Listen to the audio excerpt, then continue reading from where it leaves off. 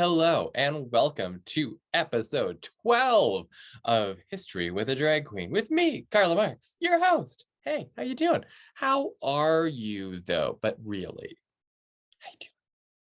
We are here today to talk to you about why did the Cold War start? As we all know from 90s action movies and basically Putin and all the things that he's gotten up to, the Cold War never really ended. But why did it start? Well, we're going to break it down here for you today in 5 to 10 digestible minutes. So, at the end of the Second World War, everyone was kind of like, hey, Nazis are bad. We should get back to that. Very retro.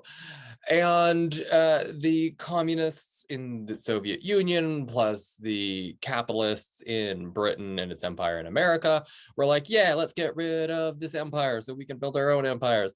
And then they did. And they got rid of Nazi Germany. And they met in Berlin. And everyone's like, this is over, right? Well, turns out that two diametrically different systems have different objectives in what they want after the war. Who could have guessed? And so the Americans and the British counterparts are like, we want to make world safe for democracy. Close. They meant capitalism. And they're like, we want to make a lot of money and sell people goods and all these kinds of things. And the communists were like, we don't want you to destroy us. Because since the 1930s, if there's one thing Stalin's paranoid about, and there's actually like 97 things Stalin was paranoid about, it's capitalism coming to destroy communism. Because, hey, that almost happened. In the early days of the Russian Civil War, a massive coalition of capitalist countries invaded Russia, including Canada. And so they're like, maybe they're going to try to do that again. And so the communists were quite worried about this, particularly Stalin. And so Stalin said, well, I want guarantees. I want to feel safe. I want to feel loved, mostly safe. And so what he said was, in his kind of thinking, he's like, well, what makes Russia safe? Land. Because every time somebody invades us, okay, it's probably going to be the Germans, but every time Germany invades us, we trade a lot of land for time to use our big resources to our advantage. So if we're going to get attacked again from the West, let's create a massive buffer state between us and them.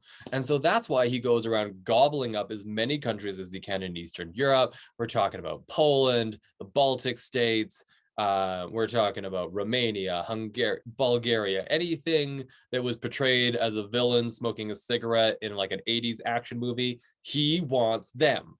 If you can squat in a tracksuit, Stalin was interested in you being his like basically cannon fodder. And so he gathers up all these things. Problem is that right as Stalin is like insisting on these massive territorial acquisitions that are pissing off the capitalists who are like, hey, those would be great markets for us to expand into. At that, all the time that that's happening, this is thinking like in the 18th century.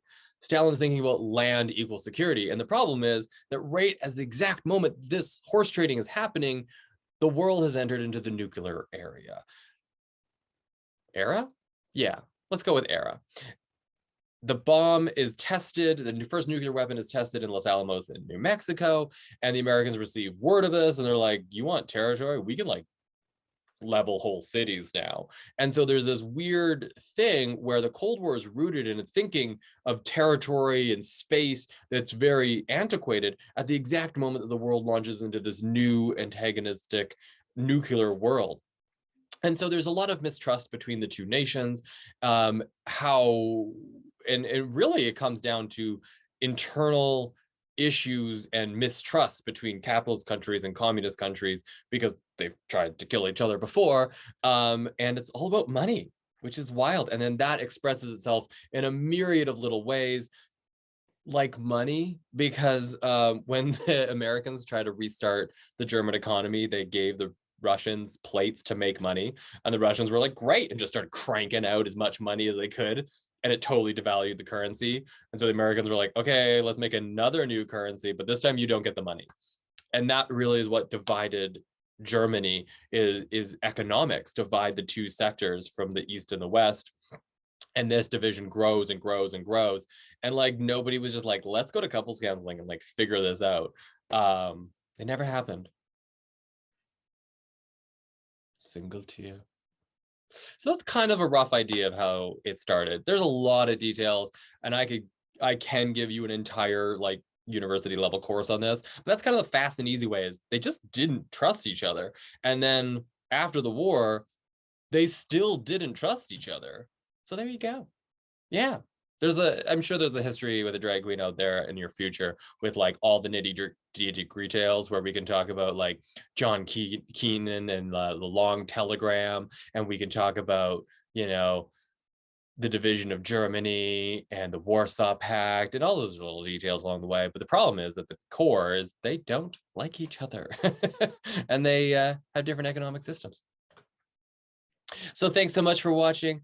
That's been History with a Drag Queen, episode 12. I hope you have a wonderful day. I'm Carla Marks. Make sure you're following, subscribing, liking, all that good stuff on YouTube, and follow me on Instagram. Have yourself a wonderful day.